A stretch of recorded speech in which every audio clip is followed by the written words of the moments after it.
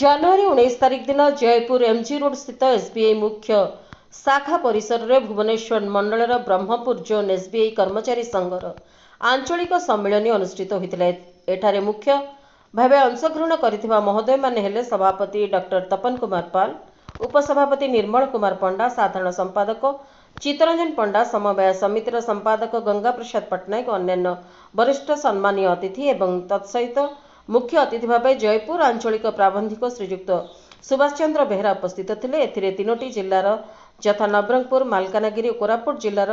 150 रु ऊर्ध्व कर्मचारी जोगदे दैनंदिन जीवन में बैंक रे घटुवा समस्या एवं अभियोग शुणाणी होइतिला। यार समाधान करिया पई तथा संघ को सुदृढ़ करिया पई आलोचना करा जायतिला। उक्त सभा रे आंचलिक संपादक बी पवन कुमार तथा समवाय समितिर उपसंपादक कोमल कुमार पाढ़ी एवं आंचलिक कमिटीर समस्त सदस्य एवं एसबीआई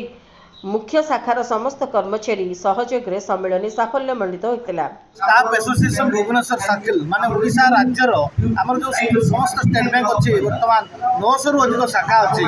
तार हमर जो स्टाफ मानकर एसोसिएशन हमर संगठन गठन करि संघ गठन करि तारी हमर जो जयपुर रीजन कहले आपनकर कोरापुट नवरंगपुर एवं आपनकर मालकानगिरी ए तीनटा जिला को नहीं जयपुर रीजन गठित। तेणु आम समस्त जिला तीन जिलार जो स्टेट बैंक अच्छी ताहारी आमर जो कर्मचारी मैंने अच्छी सेमानंकर आमर ये संघीय कार्यक्रम आज आम गोटे मिलित सभा करें आम समस्त कर्मकर्ता मानू वर्तमान बैंक कौन स्थिति रही आगामी दिन में भारतीय दृष्टिभूमि में बैंक मानकर अवस्था कौन हम एवं आमर लक्ष्य कौन हम कर्मचारी मानकर अधिकार और कर्तव्य विषय में सचेतन करने आमर ये कोरापुट जिल्लारू चित्तरंजन पात्रଙ୍କ रिपोर्ट प्राइम टीवी ओडिया।